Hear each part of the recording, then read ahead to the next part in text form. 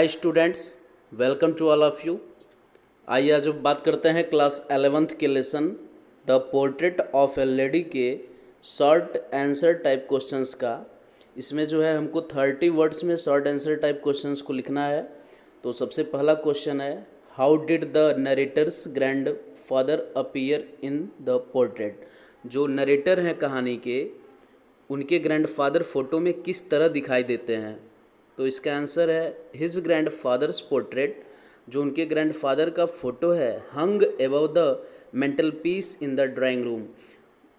वह जो है टंगा हुआ है, लटका हुआ है। इन द मेंटल पीस का अर्थ होता है एक प्रकार की चारों तरफ से एक ऐसी लकड़ी की आवृत्ति जिसमें कुछ रोशनी सा जलता हुआ प्रतीत हो रहा हो। तो ऐसा उनका फ़ोटो लगता था ड्राइंग रूम में। ही वोवर ए बिग टर्बन, वह एक बड़ी सी पगड़ी पहने हुए थे। एंड लूज फिटिंग क्लोथ्स, और व्यवस्थित जो है कपड़े को पहने हुए थे जो उनके लिए उपयुक्त था। ही लुक्ड ऑलमोस्ट 100 ईयर्स ओल्ड, और वो लगभग जो है दिखाई पड़ते थे 100 वर्ष के। He looked almost 100 years old with his long white beard, जिसमें जो है उनके बड़े बड़े दाढ़ी थे।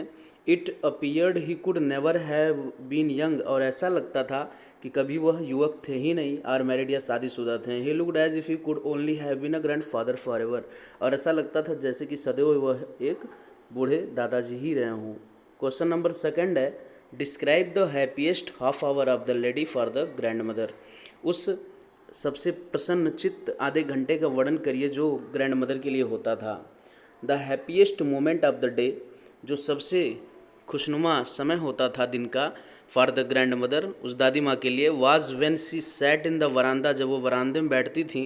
एंड फेड द स्पैरोज, और जो है स्पैरोज को कुछ खिलाती थी।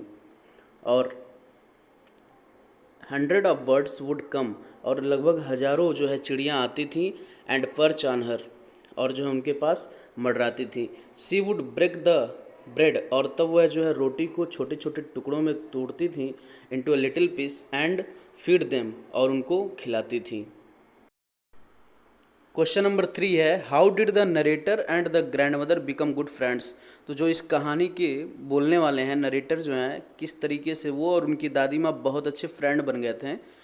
तो इसका आंसर है, द नरेटर, जो नरेटर थे, spent a lot of time with his grand mother, बहुत सारा समय बिताते थे अपनी दादी माँ के साथ। She prepared him for school by arranging his slate, chalk and ink pot into a bundle. वो उनके सारे स्टडीज़ मटेरियल्स को जो है कलेक्ट करके उनको दिया करती थी, और उनके साथ बहुत ज़्यादा वो टाइम स्पेंड करते थे। इस तरीके से उनके बीच एक बहुत अच्छी सी फ्रेंडशिप बॉन्डिंग बन गई थी।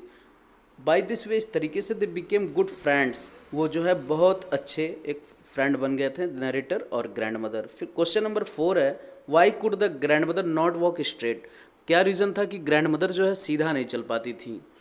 तो the grand mother was short, जो ग्रैंड मदर थी वो उनकी लंबाई छोटी थी। फैट, मोटी महिला थी। एंड लिटिल बेंट, और थोड़ी सी वह झुकी हुई थी। She was also an old women, और वह एक बूढ़ी महिला भी थी।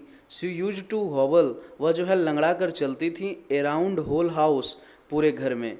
तो ये रीज़न था कि वो जो है बहुत ही छोटी थी, मोटी औरत थी, थोड़ी सी झुकी हुई थी, वह एक बूढ़ी औरत थी, और वह जो है लंगड़ा कर चलती थी पूरे घर में। और वह जो है सदैव, she always wore spotless white clothes and she walked by putting one hand on her waist. वह जो है सदैव साफ कपड़ों को पहनती थी, और सदैव एक हाथ को जो है अपने कमर पर रख कर चला करती थी। ये उनके हैबिट में आ गया था। फिर क्वेश्चन नंबर 5 की बात करते हैं, how did the grand mother spend her time. किस तरीके से जो है जो ग्रैंड मदर थी अपना समय गुजारती थी।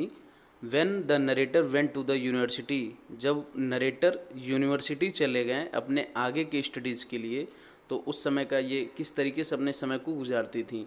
तो इसका आंसर है, जब लेखक when the narrator went to the university, जब नरेटर जो है चले गए university, the grandmother spent her most of the time. तो जो ग्रैंड मदर थी वो अपना समय, बहुत ज़्यादा समय जो है स्पेंड करती थी with wheel spinning from sunrise to sunset. Some time in afternoon she spent her most happiest half an hour, और कभी कभी जो है वो अपना ज़्यादा समय, दोपहर का आधा घंटा, हाफ एन आवर, वो स्पैरोज के साथ स्पेंड करती थी।